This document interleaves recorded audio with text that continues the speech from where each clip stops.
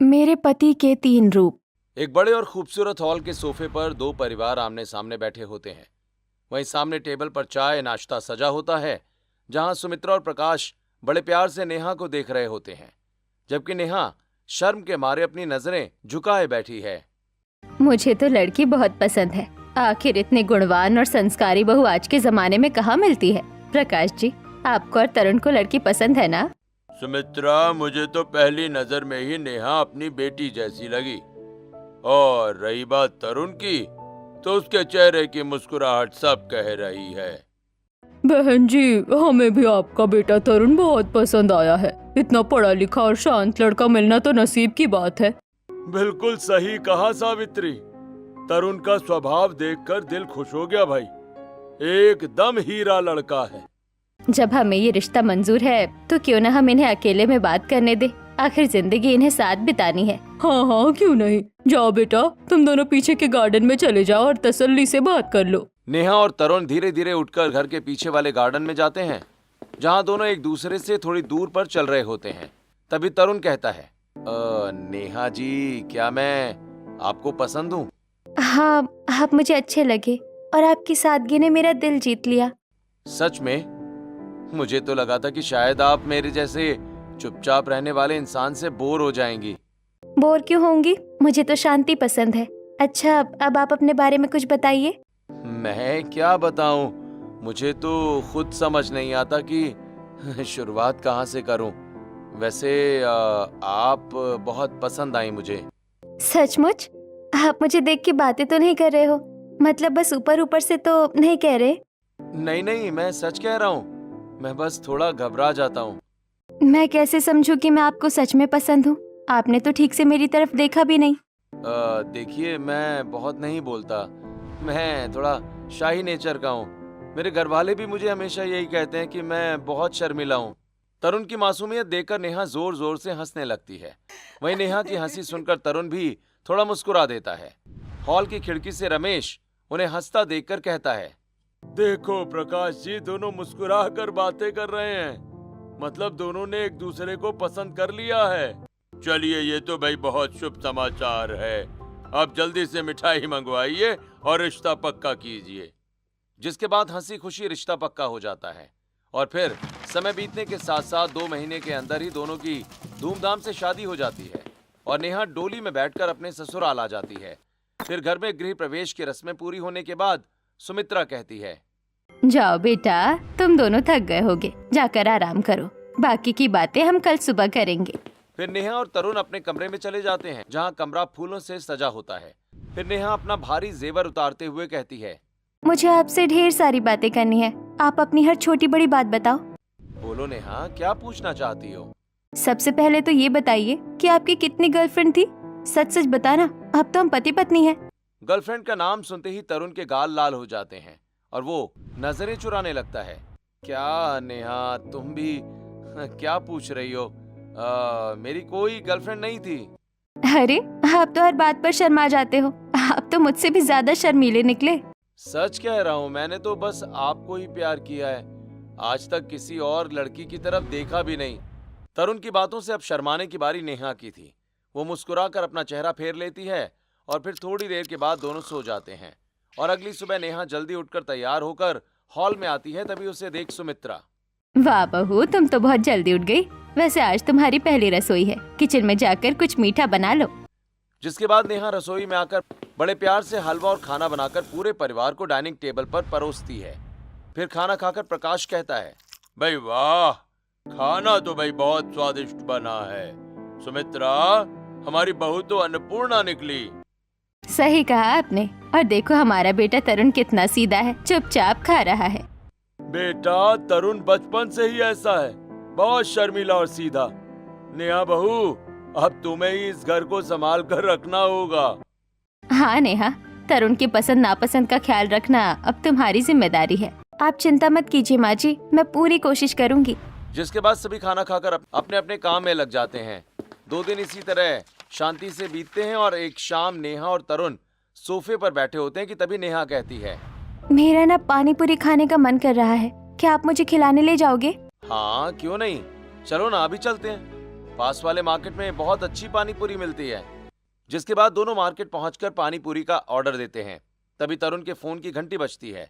वो फोन देखकर थोड़ा सकपका जाता है, फिर कॉल उठाकर हाँ हाँ ठीक है ठीक है, हाँ मुझे मंजूर है, इतना कहकर तरुण जल्दी से फोन काट देता है।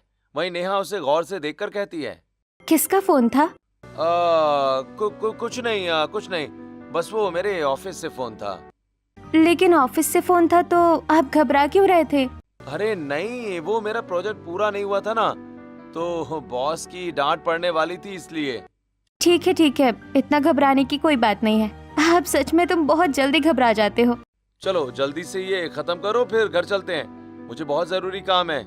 जिसके बाद तरुण जल्दी जल्दी पानी पूरी खाकर नेहा को लेकर घर आ जाता है और नेहा को घर के दरवाजे पर छोड़कर कहता है, नेहा अब तुम अंदर जाओ, मैं अभी आता हूँ थोड़ी देर में, ठीक है, कुछ काम याद आ गया है। इतना कहकर तरुण बिना जवाब सुने अपनी बाइक मोड़कर तेजी से निकल जाता है और करीब 1 घंटे के बाद वापस घर आता है, जहाँ नेहा हॉल में उसका इंतजार कर रही होती है। उसे देखकर नेहा कहती है, अरे इतनी जल्दी आ गए? अभी तो गए थे ना, और इतनी जल्दी वापस भी आ गए?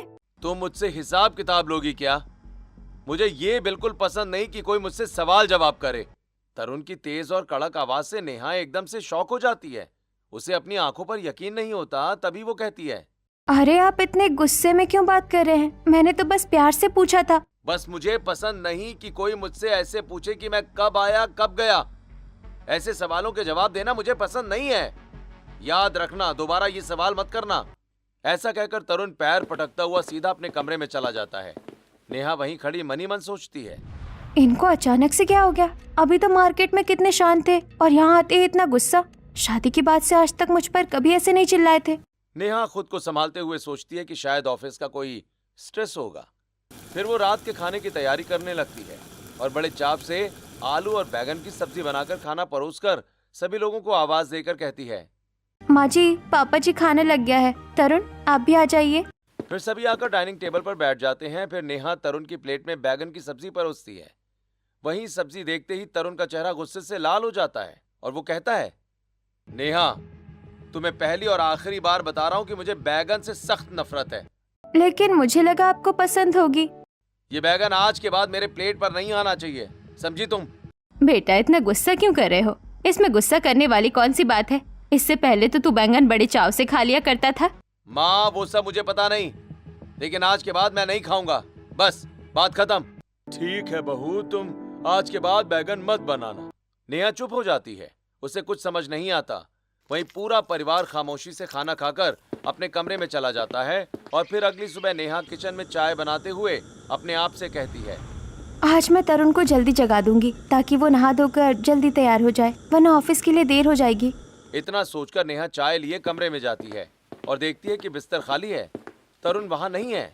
वो हैरान होकर बाहर आती है, तभी तरुण दरवाजे से अंदर आता है। उसे देख नेहा, अरे आप तैयार होकर बाहर भी आ गए? मुझे तो लगा आप अभी तक उठे भी नहीं होंगे। अरे ऐसे कैसे हो सकता है, मैं तो सुबह की सैर पर गया था। वैसे तुम्हें मुझे उठाने की जरूरत क्या थी? नहीं, बस मुझे लगा कि देर ना हो जाए। अच्छा, तो क्या तुम मेरे लिए गुलाब लेकर आने वाली थी क्या, मुझे जगाने के लिए? नेहा तरुण की बातों से चौंक जाती है। कल रात वाला गुस्सैल इंसान आज सुबह इतना रोमांटिक कैसे हो गया? तरुण का व्यवहार एकदम से बदल चुका था। उसके दिमाग में यही बार बार आ रहा होता है। आप भी ना कुछ भी बोलते हैं। बैठिए, मैं जल्दी से आपके लिए नाश्ता बना देती हूँ। वैसे मैं सोच रहा था कि तुम्हारी किचन में थोड़ी मदद करवा दूं। चलो मैं भी आता हूँ। इतना कहकर तरुण नेहा के साथ किचन में आता है और आटा गूंथने की कोशिश करने लगता है। वहीं नेहा उसे देखकर मुस्कुराने लगती है कि तभी तरुण, चलो मुझे रोटियां बेलना आता है, मैं रोटियां बेल देता हूँ। सच में आपको रोटियां बेलनी आती है? वहीं तरुण रोटियां बेलते हुए कहता है, हाँ हाँ देखो कितनी गोल बनती हैं। अच्छा सुनो, तुम्हें एक गाना सुनाऊं? हाँ सुनाइए ना, आप गाना भी गाते हैं? तरुण एक प्यारा सा रोमांटिक गाना गुनगुनाने लगता है। उसकी आवाज बहुत सुरीली होती है।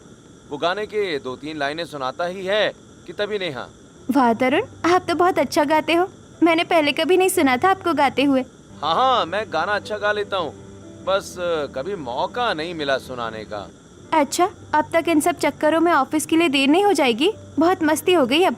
तभी सुमित्रा किचन के पास आकर उन दोनों को खुश देखकर मुस्कुराते हुए कहती है, अरे भाई, तुम दोनों आपस में मिलकर खाना ही बनाते रहोगे या खाना भी लगाओगे? भूख लग रही है। माँ मैं तो बस नेहा की मदद कर रहा था।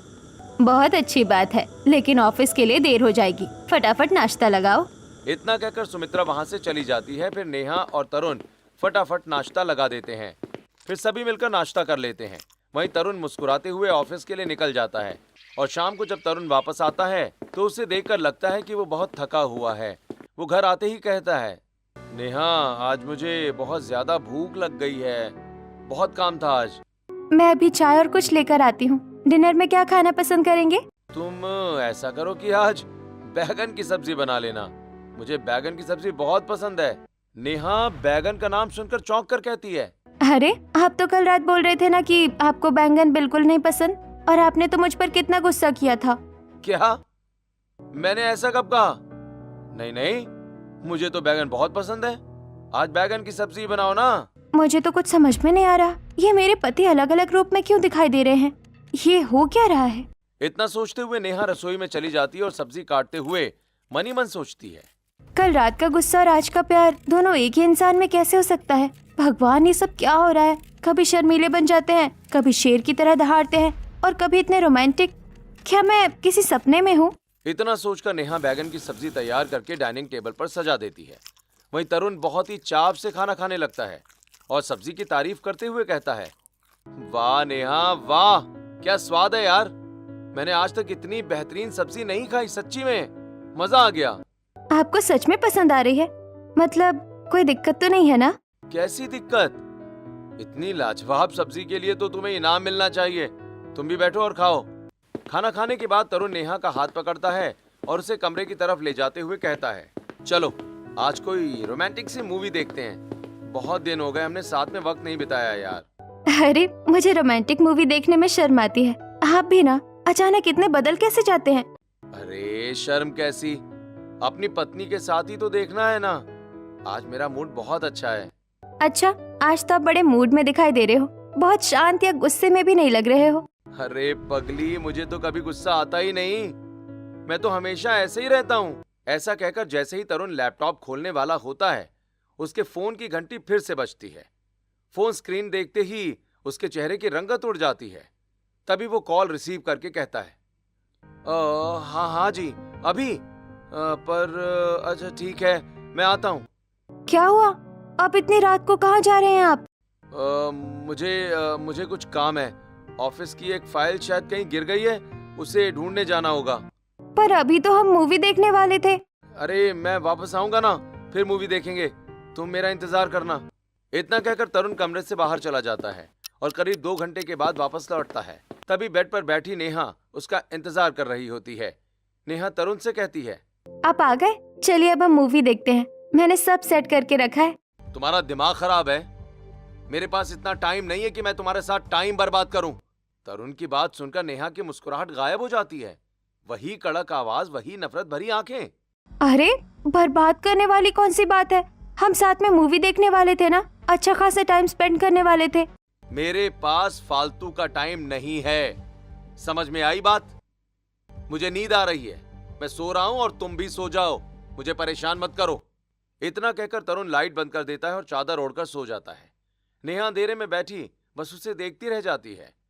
तरुण का व्यवहार उसकी समझ से बाहर हो जाता है। वो मन ही मन सोचती है, ये अलग अलग कैसे हो जाते हैं? सुबह इनका मूड कुछ और रहता है, दोपहर में कुछ और रात होते ही ये बदल जाते हैं। ये क्या मेरे पति के 3 रूप है? ऐसा सोचते हुए नेहा सो जाती है। और फिर अगली सुबह तरुण ऑफिस के लिए तैयार हो रहा होता है कि तभी नेहा कहती है, सुनिए जी, मैं कह रही थी कि आज समय निकाल कर आप जल्दी घर आ जाना, मुझे पार्लर जाना है, वहाँ आप मुझे लेकर चलना। ठीक है नेहा, तुम तैयार हो जाना, मैं समय पर आ जाऊंगा। अच्छा हाँ सुनो, तुम आज पर्पल साड़ी पहनना, उसमें तुम बहुत सुंदर लगती हो। वैसे मैं तो कहता हूँ कि तुम मेरे लिए भी पर्पल शर्ट निकाल कर रखना। हम दोनों सेम टू सेम कपड़े पहनकर चलेंगे आज पार्क में, वहाँ जाकर वीडियो बनाएंगे। मुझे वीडियो बनाना बहुत पसंद है। अरे वाह, आपने तो मेरे मन की बात छीन ली।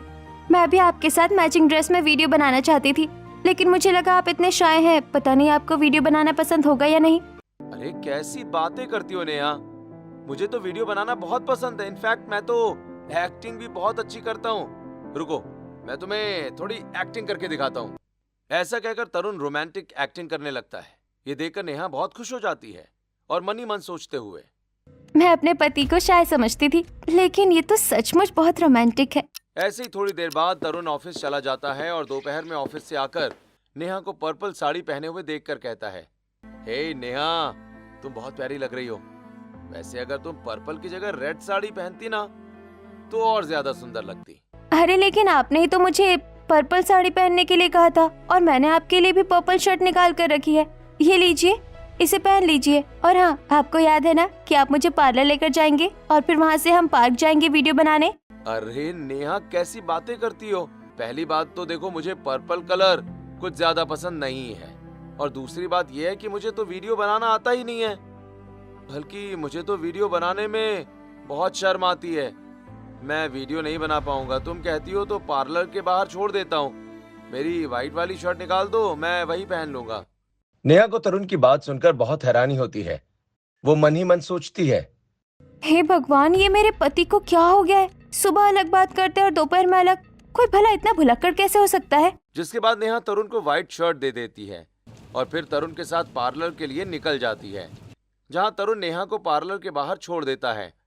तभी नेहा कहती है, तरुण, मुझे पार्लर में मुश्किल से 1-1.5 घंटा लगेगा। आप समय पर मुझे लेने आ जाना।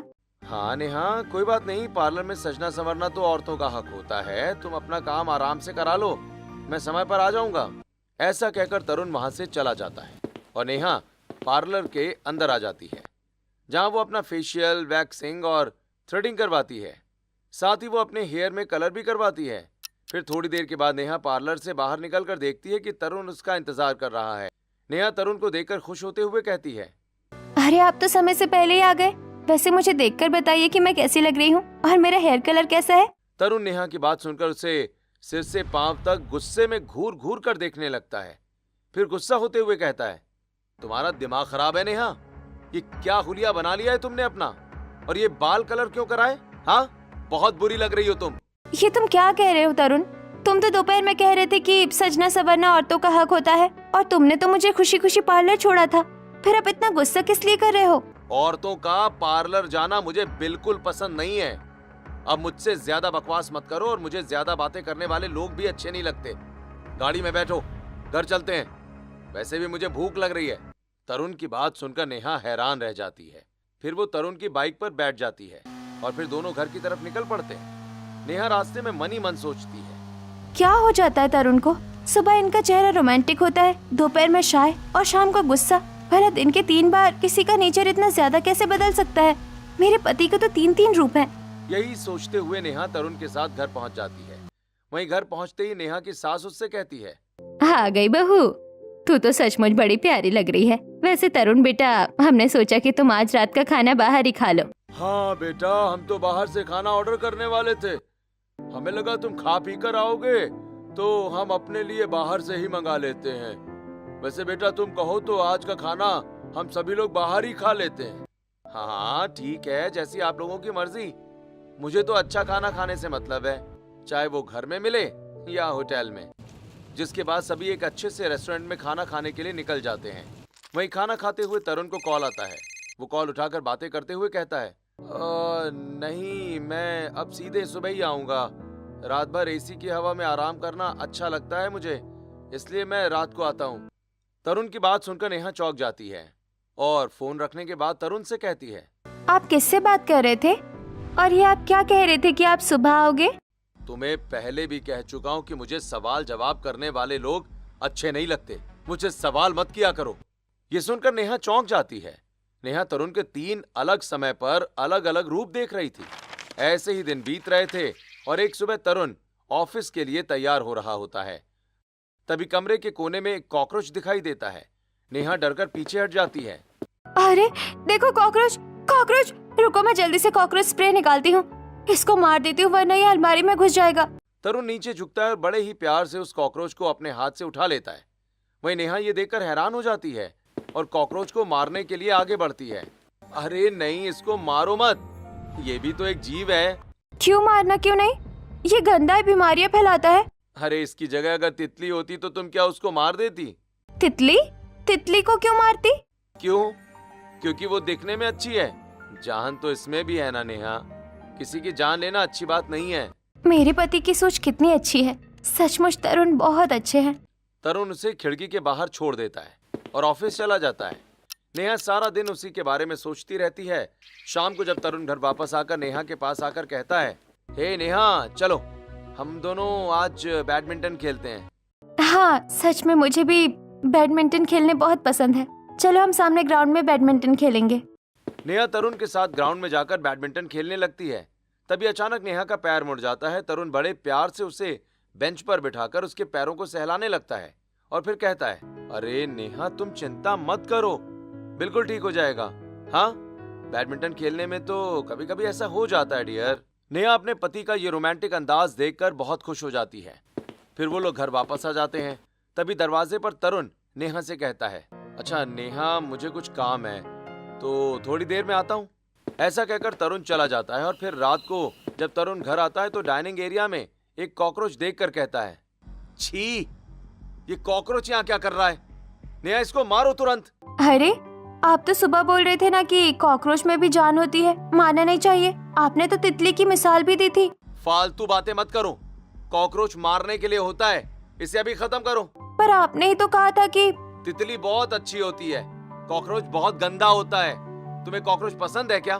अजीब हो तुम यार। आपका दिमाग खराब हो गया है क्या? आप खुद ही अपनी बातें भूल जाते हैं। तरुण गुस्से में किचन से कॉकरोच के लिए हिट स्प्रे लेकर आता है और कॉकरोच पर छिड़क कर उसे मार देता है और अपने कमरे में चला जाता है। वहीं नेहा रात भर सो नहीं पाती। वो बिस्तर पर करवटें बदलती है और मन ही मन सोचती है, सुबह अलग, दोपहर में अलग, शाम को अलग। मेरे पति के 3 रूप दिखाई दे रहे हैं। कहीं इन्हें पर्सनैलिटी डिसऑर्डर तो नहीं है?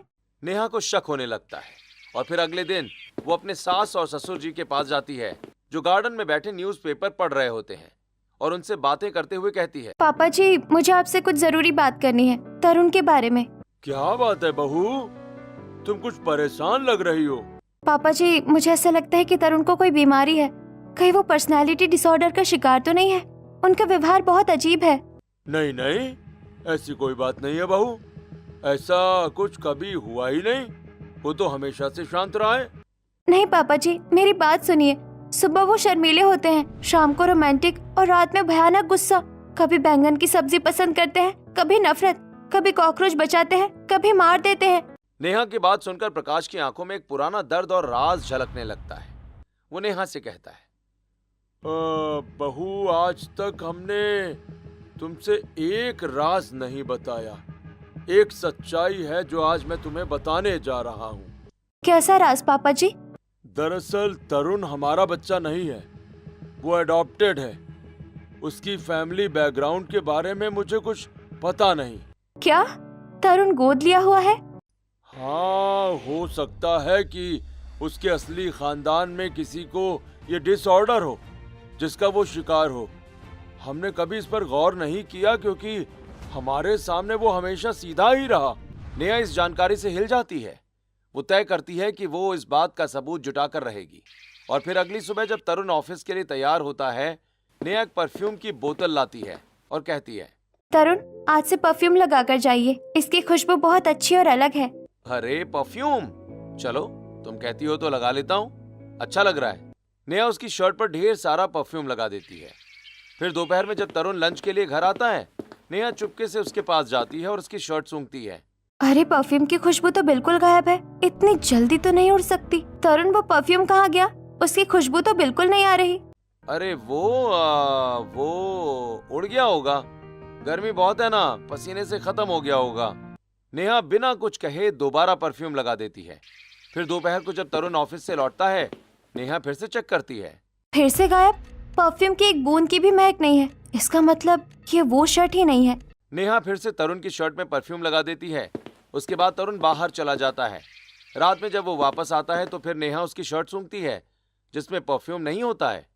नेहा को अब यकीन हो गया कि कुछ तो बहुत बड़ी गड़बड़ है।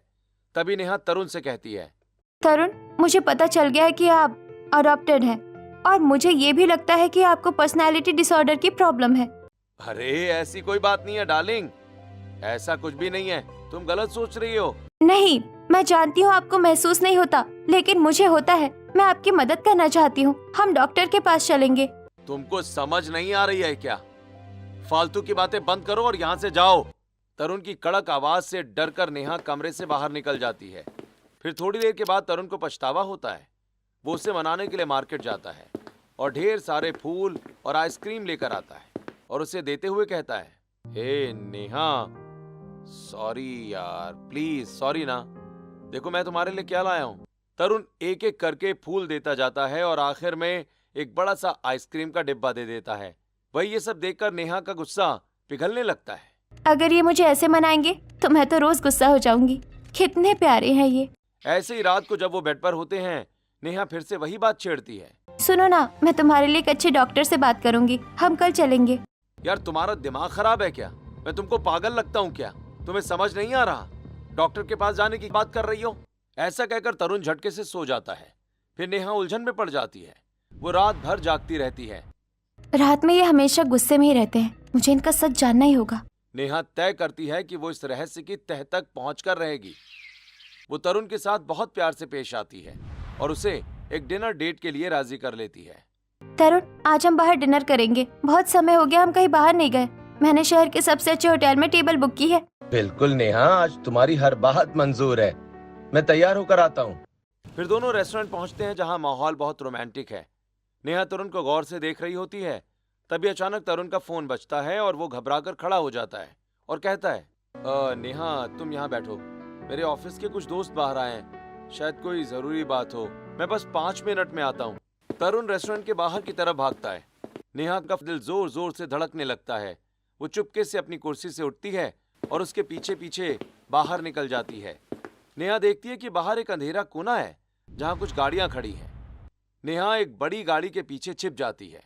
जो दृश्य उसकी आंखों के सामने है उसे देखकर उसके पैरों तले जमीन खिसक जाती है। वहां एक नहीं बल्कि 3 लोग खड़े हैं जो बिल्कुल एक जैसे दिखते हैं। उनकी शक्ल, कद और बाल सब एक जैसे हैं। तभी नेहा अपने आप से कहती है, हे भगवान, ये क्या है? 3 तरुण, ये तो हम शक्ल है। नेहा अपनी सांसें रोककर उनकी बातें सुनने की कोशिश करती है। देख तरुण, तुझे पता है ना कि तू अडॉप्टेड है और हम दोनों तेरे सगे भाई हैं। हम दोनों तेरे घर में बार बार आते जाते रहेंगे। बिल्कुल, तुझे तो एक अमीर आदमी ने गोद लिया है ना।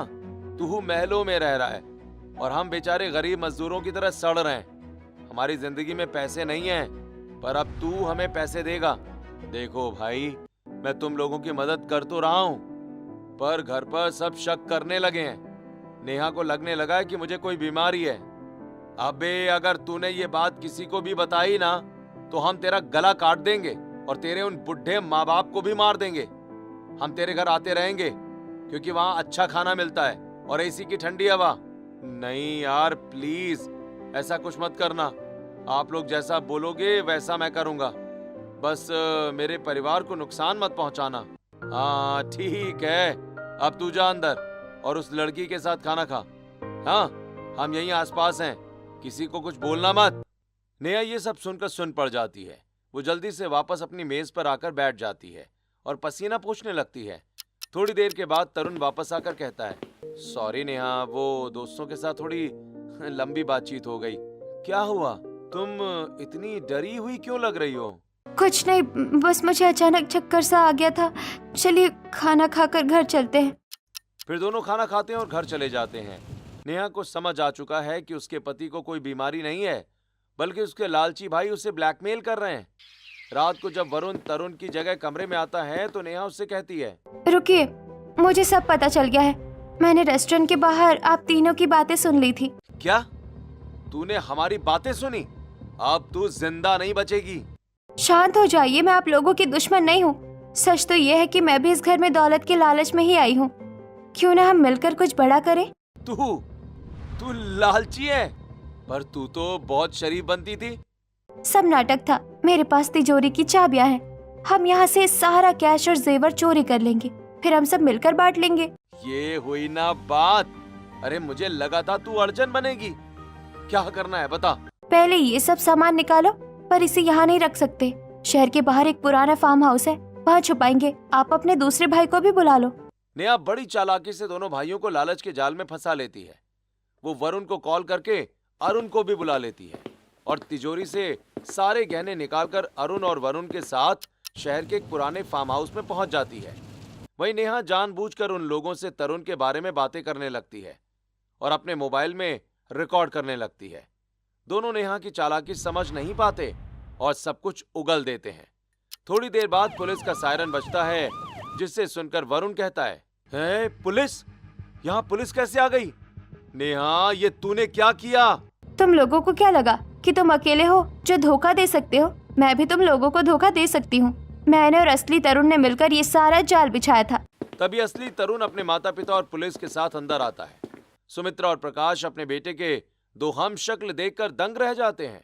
इंस्पेक्टर साहब, यही वो दोनों हैं जो मुझे बरसों से डरा धमका रहे थे। वाह वाह वाह बहू वाह, तुमने तो कमाल कर दिया। तरुण, तूने अपने ही भाइयों को धोखा दिया? नहीं, मैंने धोखा नहीं दिया, तुम लोगों ने मुझे धोखा दिया है।